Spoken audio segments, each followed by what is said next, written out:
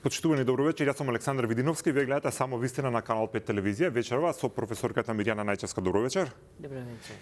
И Петар Арсовски, политички аналитичар, мислам дека апсолутно нема потреба посебно да ве представувам. Можеме веднаш да отидеме на тоа што се случува во Давос самит, кој што доаѓа во еден интересен момент. Некој вели дека светскиот поредок, како што го знаеме, поставен после Втората светска војна, полека се разнишува. Некој вели дека се тоа само бранови кои што долгорочно ништо посебно нема да променат. Меѓутоа, ајде да почнеме за тоа околу Гренланд и прашањето што се наметнува, дали според вас НАТО алијансата и нејзиното постоење во моментов во било каква опасност да постои, да престане да постои во форма како што и до сега го знаеме. Ние гледаме од минута во минута се менува ситуацијата по изјавите на Трамп во Давос. Мислам дека последната изјава која ја слушнав дека тој сепак нема намера воено да го освојува Гренланд, што се добри вести за НАТО. Да одлучеше Трамп да паркира носач или да инсталира специјална некаква единица таму, или да воспостави воено присуство без активна согласност на Гренланд, да, тоа ќе значеше крај на НАТО. Мислам дека предизвиците за НАТО ни оддалеку не се завршени. Трамп го третира НАТО како придружна организација на Соединетите Американски држави, по кои тие прават се, а сојузниците треба да ја следат нивната надворешна политика и тие предизвици ќе продолжат. Дали се движиме во некаков хаос или не, многу академски мисли имаат различни мислења. Некои мислат дека поредокот базиран на меѓународниот поредок базиран на правила завршува и дека влегуваме во една хаотична фаза. Некои сметаат дека е тоа некакво лимбо пред да се воспостави нов поредок, но факт е дека имаме повеќе унилатерални меѓународни потези, Венецуела, Гренланд и така натаму, кои укажуваат на тоа дека сегашниот меѓународен поредок не може да држи чекор со тоа што се случува особено во Соединетите Американски држави.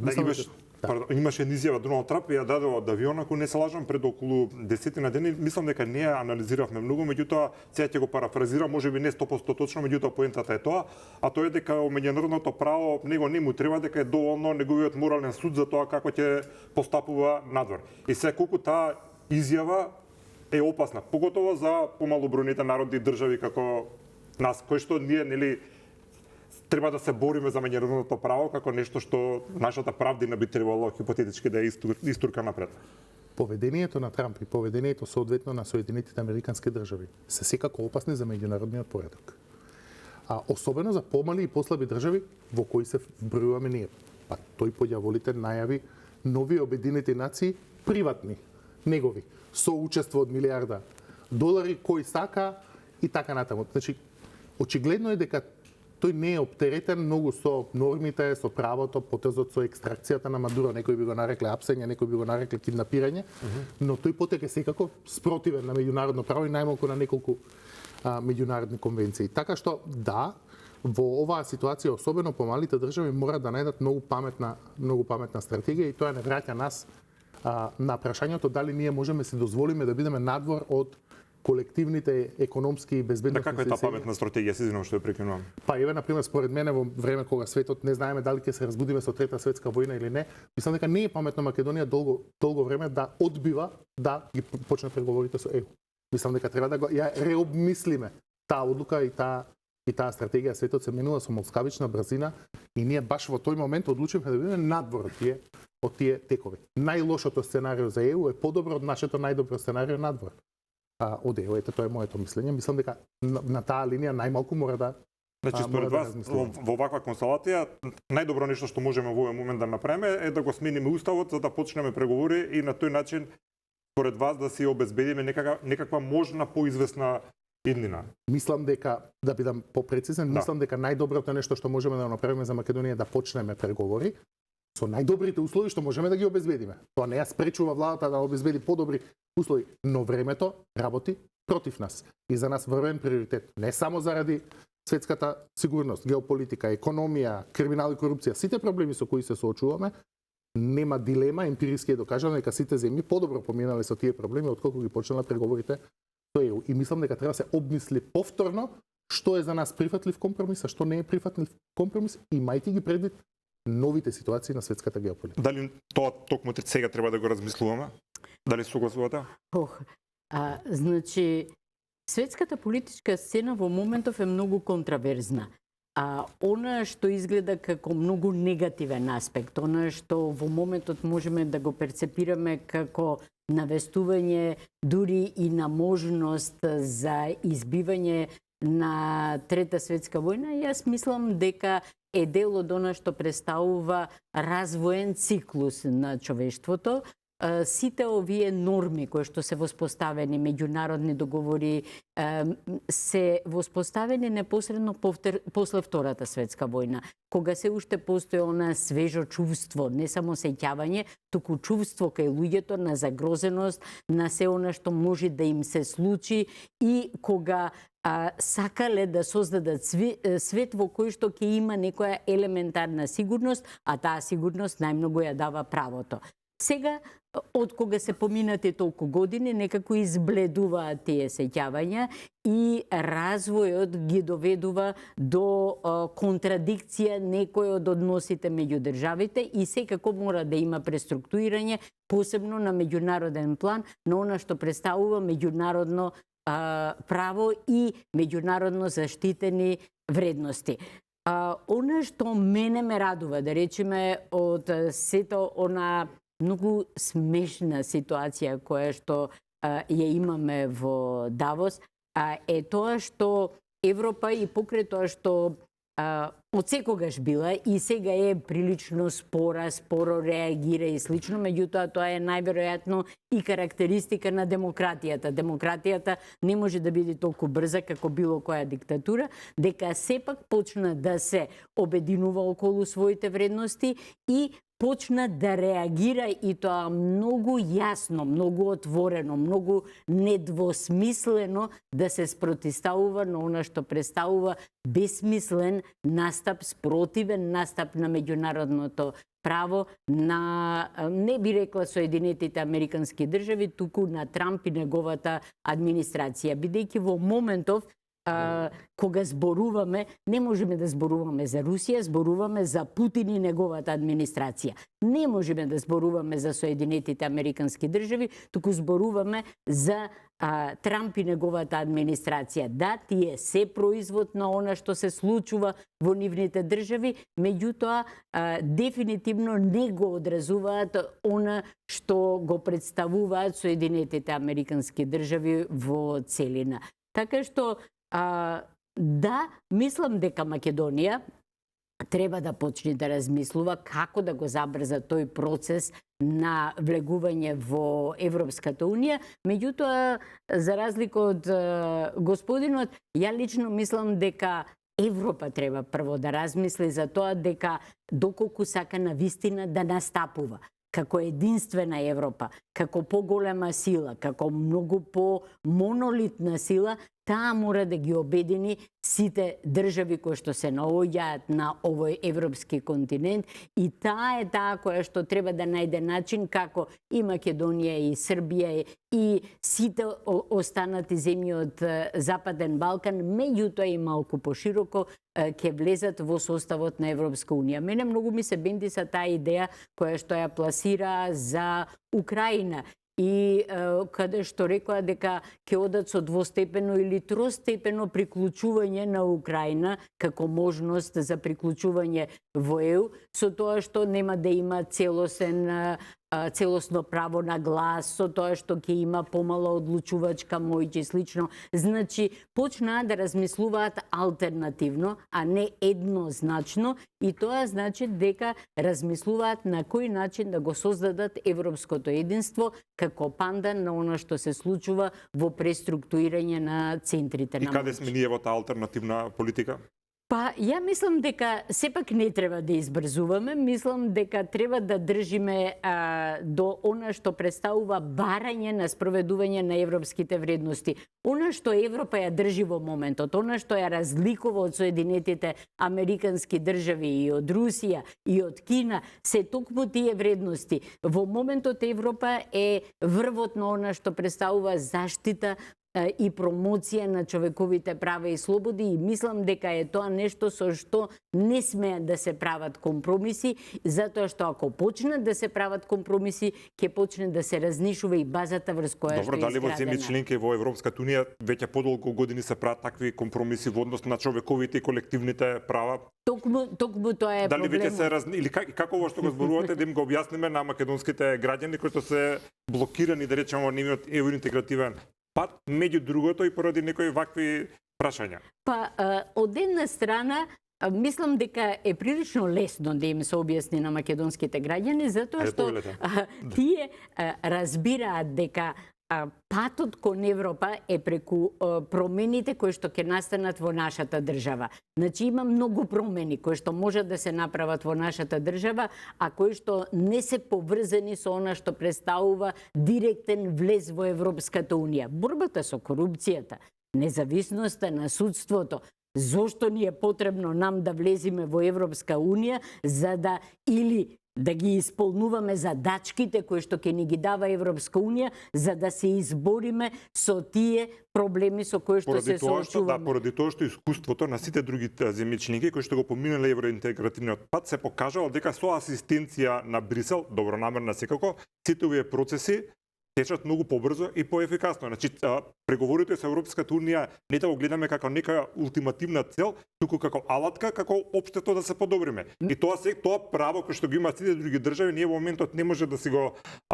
оствариме, условно кажано, поради нешто што целосно не е наш проблем. Зашто не Заради можеме, бугарите. Зашто не можеме да оствариме она што представува внатрешно преструктурирање? Зошто не можевме да ја направиме реформата на судството? Или со шанси какви што ги има и другите држави? Зошто? Зошто да не можеме? Има многу држави кои што не се во Европската унија или има држави кои што отпосле влегле во Европската унија, меѓутоа претходно ги решиле тие прашања. Значи претходно направиле промени во своите држави со кои што станале посакувани држави за Европска унија. Ние не сме посакувана држава. Значи ние сме држава во која што Европската унија ќе треба да вложува, која што ќе треба цело време да ја води, која што цело време ќе треба да ја тепа по уши. Зошто не можеме ние да ги направиме промените во нашата собствена држава? Зошто? Имам теза зошто. Се извинувам што ја прекинувам се, може малце невкусно, меѓутоа го знам вашиот став, сме го разговарале тука дека вие често велите дека не можеме без помош на Брисел и дури најосновните политички процеси да ги направиме во државата, и поради професорката вели дека можеме тоа да го направиме, токму затоа сакам да го соочам, да ги соочам ставовите. Од оваа перспектива, надежта дека ние можеме сами да станеме подобри луѓе утре, мене ми изгледа како утопија. Затоа што последните 20 години, 2 децении покажаа дека ние не правиме напредок во нашето општество, освен кога тој не е поврзан со евроинтеграција. Дали е до влошувањето на квалитетот на нашите политички елити? Дали е дека недостатокот на некаква заедничка цел создава политичка и општествена декаденција дома? Немаме некаква заедничка цел како ЕУ, па нема ни да се трудиме. Но емпириски државата покажува дека состојбите се влошуваат се додека сме надвор од тој процес. Не само што се влошуваат, стандардот на ЕУ расте, а нашиот стандард се намалува. И секоја година што сме надвор од тој процес, ни требаат 2 години плюс за да го стигнеме тој стандард. Значи ние една година сме надвор од преговори, ни требаат 2 години да го достигнеме тоа што ќе го достигнат другите земји. Апсолутно се согласувам дека креативноста на ЕУ е окей и за Албанија и за Украина, бидејќи и Албанија има таков двостепена понуда, без право на вето во првите 10 години, без право на еврокомесар и така натаму. Но мислам дека ние не сме таков случај. А можеме ли малку поинаку да погледнеме на работите? Затоа што цело време ни стои идејата за ЕУ и цело време мислиме дека кога ќе ги почнеме тие процеси, тогаш ќе почнеме да работиме и луѓето некако стануваат пасивни. Не сваќаат дека можеме тие работи да ги правиме и без да почнеме преговори со ЕУ, без да ни стои некој над глава. Значи пасивноста да произлегува токму заради тоа што како идеја се воспостави дека еве ќе ги направиме овие работи, кога ќе тргнеме кон ЕУ, ќе ги направиме овие работи под водството на ЕУ, ќе ги направиме овие работи тогаш кога ЕУ ќе ни ги даде задачките и некако луѓето се претворија во една чекална. Ние чекаме да почнеме преговори со ЕУ. Значи, самите граѓани и посебно политичките елити со ставањето на ЕУ како приоритет, а не вредностите на ЕУ како приоритет, ги упропастија сите шанси за промена. Да, ја мислам дека треба да се каже, не влегуваме во ЕУ, ги сакаме европските вредности. Ајде да видиме да ги внесеме европските вредности кај нас без да влеземе во ЕУ. Ама, професорке, еве да претпоставам дека сте вие во право со вашата теза, дека долгото време... Јас сум секогаш во право. Супер за вас. Дури кога грешите. Ако сгреши професорка, види под правило број 1. Дури да прифатам дека психолошки таа теза е точна. Дека ние сме станале пасивни со текот на времето, очекувајќи Deus ex machina, дека преговорите со ЕУ ќе не ги решат сите. Ситуацијата е таква. Ние сега не можеме да ја смениме психоафективната состојба на едно цело општество сега пред портите на ЕУ. Тоа е невозможно. Зошто? Дополнително. А еве зошто не го направиме тоа? Еве се менуваат политички елити. Значи треба само да кажеме, еве, решаваме од сега, не ни е ЕУ целта, целта ни е да го промениме начинот на живење во нашево општество. Еве, јас мислам дека најбрзиот пат до тие промени се преговорите со ЕУ. Еве да речеме дека не верувам, дека се согласувам дека не е невозможно и самите тоа да го направиме, но сепак најбрзиот пат емпириски. Погледнете го примерот со Хрватска, погледнете го примерот со Словенија, погледнете го примерот со Бугарија, со Романија. Сите тие земји имаат квантен скок напред, не само во подобрувањето на економската состојба, туку и во европските вредности кога се дел од Европа. Зошто да ве прашам, македонските граѓани фрлаат пикавци, односно ѓубре во корпа за ѓубре во ЕУ, а овде ги фрлаат на тротоар? За повеќе сакаат ЕУ? Ја немам впечаток дека Бугарија има направено квантен скок. Немам впечаток ни Романија дека има направено квантен скок, а Хрватска е во една многу синусоидна ситуација кога одат напред па се враќаат назад и слично. Така што некои работи и плюс тоа, зашто мора секогаш да копираме? Еве, ние сме во една уникатна ситуација и ајде да пробаме ние да изнајдеме свој уникатен начин на менување на собственото општество. Значи, еве, ќе речиме, значи, граѓаните бараат од политичарите да се направи судска реформа. Ајде да пробаме. Значи, не само на зборови, туку ајде да ја направиме судската реформа, од таму да тргнеме од независното судство. Да, ајде да го намалиме парламентот, тоа е собранието. Еве, го намалуваме, зашто ни се 120? Ајде, не натераа да направиме нова територијална поделба, против која што јас од почеток бев и која што беше тотално бесмислена и не доведе до оваа ситуација на нефункционална локална самоуправа. Ајде да се вратиме 2 чекори назад кон старата територијална поделба и да почнеме да градиме локална самоуправа врз базата која што ја имавме порано. Постојат начини, можеме да го направиме тоа, имаме интелектуален капацитет во оваа држава. Јас повеќе верувам во граѓаните на оваа држава од вас изгледа. Видете, ние имаме национална стратегија дека сакаме да бидеме членка на ЕУ. Со некаков релативен консензус 70% и така. Кој што е многу намален во последно време, ми се чини, кај граѓаните. Така? Се намалува, да речеме, утилитарната вредност на ЕУ во мислењата на граѓани. Но, јас сум пораснат во една генерација за која ЕУ беше идеал. Тие процеси, последните 2-3 децении, јас сум доживел на своја кожа, претпоставувам и вие, гледаме што се случува во општеството, дека единствениот напредок, па дури и во вредностите, ние сме го направиле кога сме имале напредок кон ЕУ. И вие велите сега, не е тоа веќе планот А, добро, ма не гледам план Б. Планот Б е ЕУ вредностите. Значи да се држиме до ЕУ вредностите. Да пробаме да ги внесиме во нашиот систем ЕУ вредностите. Вие гледате дека нешто се менува на подобро? Ама не сме го пробале тоа? Како не сме го Па пробале? не сме го пробале. А добра, ајде да го пробаме. Па да го пробаме и јас сум за тоа. Добро. Добро, господин Арцовски, кажавте дека држава поминува или прави Сега да не неголеми... се претворува во дебата околу ЕУ, ама... Не, Боре, мислам дека е легитимна тема. Мислам дека ви едни од омилените. Да, добро. Кажавте сега, ме интересира да го продолжите ставот, дека државата направила неголеми трансформации кога бил многу жив процесот на европска интеграција. Може да ми кажете, да речеме, од која до која година тој процес бил најжив и ги дал плодовите кои што вие ги кажувате? Временска една рамка да видиме, да знаеме како референтна точка една за што зборуваме.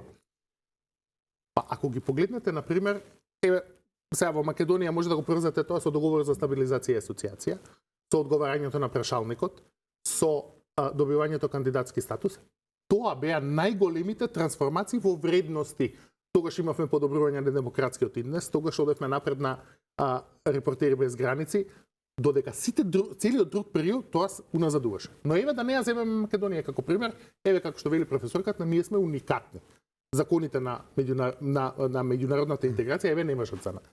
Квалитетот на општествените трансформации и силата за општествени трансформации еве да речеме не важат за нас.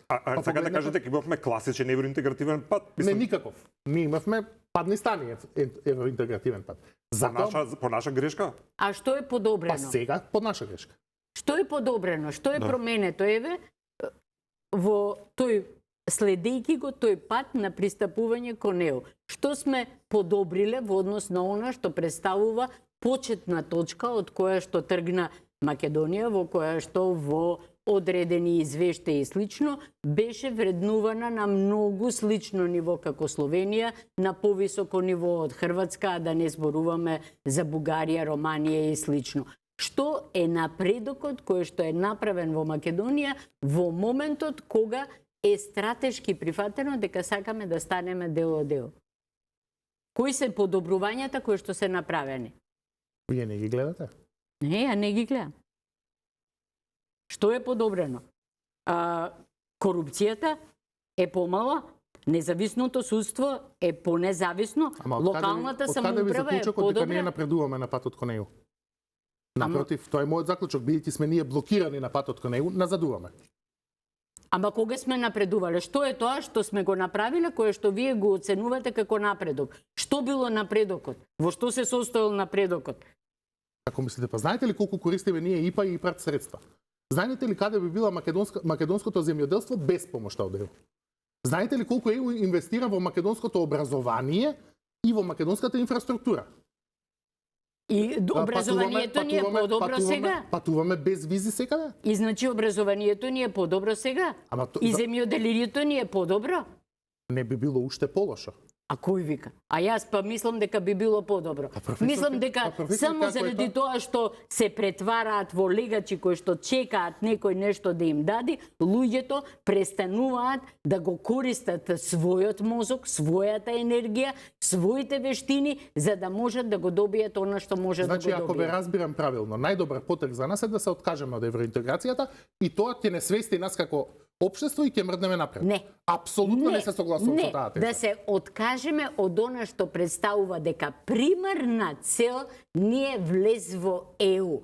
Значи, нам ни е евроинтеграцијата не е само влез во ЕУ. Евроинтеграцијата е прифаќање на вредностите на ЕУ. Значи, интеграцијата се состои во градење на вредносниот систем во државата, кој што ја прави таа држава компатибилна со ЕУ. Во моментов ние не сме компатибилни. Значи, не сме компатибилни со ЕУ. Дефинитивно, знаете, како мозаик еден да правите и добивате едно делче и се обидувате да го бутните, не може да влезе. Значи, треба да сватиме ние дека треба да ги градиме ЕУ вредностите, а не да следиме некој и да штиклираме делови кои што сме ги поминале во пристапен процес. Јас не ве разбирам. Малку ми изгледа контрадикторно ова што го зборите, Добро. бидејќи туку што рековте дека ние немаме голем тяр од евроинтегративниот процес. Дека вие не може да се сетите на некаква голема придобивка. Не, јас вас ве прашав. Бидејќи вие рековте дека сме имале придобивка, ја ве прашав која е придобивката во однос на судството, на корупцијата, значи во однос еве на родовата еднаквост, која е придобивката? Па усогласувањето на законите за родова еднаквост е само под патоказот на ЕУ. Ние немавме никаква автентична желба за законите за родова и таму не сме завршиле до крај. Има многу работи кои се незавршени.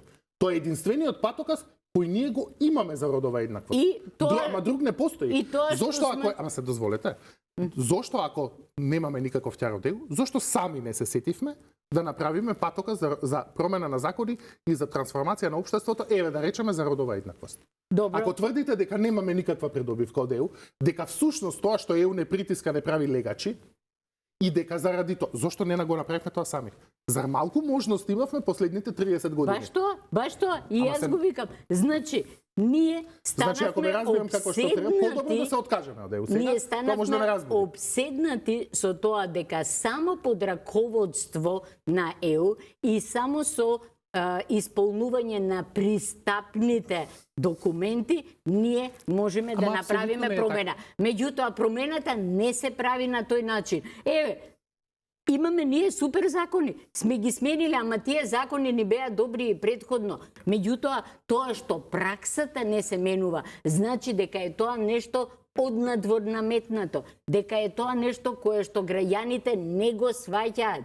Тоа е нешто кое што граѓаните не го прифаќаат. Значи, ние треба да работиме со нашите граѓани, ние треба да работиме во нашата земја за менување на свеста и за менување на вредниот систем, за да можеме воопшто да добиеме полза и од ИПА фондовите и слично. Во спротивно, ИПА фондовите ќе бидат злоупотребени, ќе се прелеат во приватни џебови, ќе бидат на овој или оној начин неупотребени, значи не можеме да го употребиме она што го нуди ЕУ, доколку Добро, ма ние тоа е вашето самите решение. не знаеме. Значи мораме да работиме малку Ма, на себе. видете, тоа ми звучи Значи, малку, тоа ми звучи малку како тавтологија. Ние мораме европските вредности и европските вредности. Имате ли А вие... вашето е што е кога Дозволи. викате мораме ЕУ, мораме ЕУ.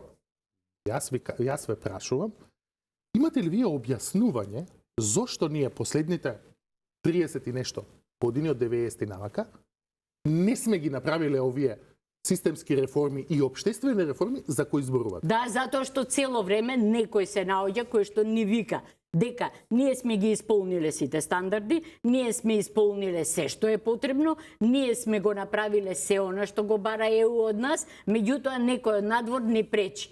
И се создава психоза кај граѓаните дека ние се сме направиле, сме извршиле задачката, сме ги направиле промените, сме го прифатиле вредносниот систем, ама грците, бугарите, албанците, србите, кој знае кој некој ни смета. Значи, тоа е лагата која што се продава на нашиот граѓанин сите овие години. Не е точно. Немаме усвоено ниту една европска вредност. Добро, ама отфрлате дека имавме блокади од дел од соседите кои што ги набројавате? Значи, апсолутно имало блокади, ама сме можеле ние да се менуваме и во рамките на она што представувало блокадите се однесуваат на влез во ЕУ, се однесуваат на влез во НАТО, не се однесуваат блокадите, не блокираат да ги менуваме работите внатре. Така? Добро. Значи, ако ве разбирам како што треба, најдобар начин да нашето општество се придвижи надвор е да се тргне перспективата за ЕУ. Не. Бидејќи постоењето на таа перспектива, демек не прави сите да чекаме дека тоа е единствениот начин да се мрдне напред. Не, туку да се престани да се зборува дека ние сме исполниле се, дека ние припаѓаме кон ЕУ, дека ние сме си ја завршиле, колку пати сме ја го слушнале ове, ние си ја завршивме кажавте тоа на нашата почетокот на емисијата. задачка, ние си ја Дека Европа треба да завршивме. најде начин како да не интегрира. Ние се Нели завршивме. е тоа синоним за ова туку што го зборувате? Тоа е задачката на Европа. А ова е нашата задачка. Добро, професорке. Така? Во ред. Ние сега се наоѓаме пред многу конкретна и практична одлука. А тоа е... Треба ли да ги внесеме бугарите во уставот за да ги откочиме преговорите според вас? Не, Добро, се разбравме. Нема што Не. да разговараме не, понатака. не. Не под овие услови. Никако. Кои се условите кои вас ви пречат Значи, во тоа? влесување на билатерален спор во рамките на она што представува евроинтеграција. Јас сум за тоа да се инсистира на се она што представуваат европски вредности. Овој вид на спорови не се дел од она што представува начин на решавање базиран Добро, на европските окей. вредности. Тоа значи да ја отфрлиме преговарачката рамка? О, да, да. Значи, Апсолутно. ние сега да кажеме, Ние ова требаше да преговарачка ја рамка. отфрлиме уште на почеток преговарачката рамка, односно да не дозволиме протокол кој што беше подпишан од еден човек, кој што не беше одобрен од собрание или влада или комунициран со нив. Значи, протокол кој што дефинитивно ја омаловажи оваа држава да влезе во рамките на преговарачката рамка. Да, мораше да се спротивставиме на тоа и мора да се спротивставиме на тоа. Океј, барем се разбравме на кое становиште сме. Јас обратно Добро. мислам од вас. Добро, Мислам во сте дека 10 тоа е минути да најден поглед. дискутирате сами. Благодарам за коректната дебата.